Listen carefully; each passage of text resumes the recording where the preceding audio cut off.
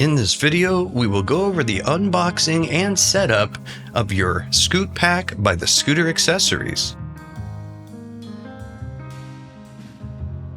First, if you have a headrest, slide the unit over the headrest, or you can remove the headrest.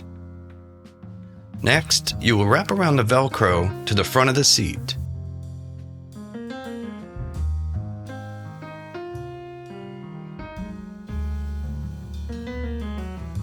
Remove your headrest to use these extra safety clips.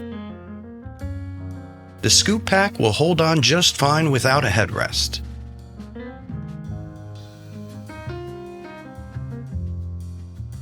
Tighten the straps to secure it down. Next, to set your combination lock, first you're going to use something such as a pen to push in the small button. Set your code to what you would like it to be,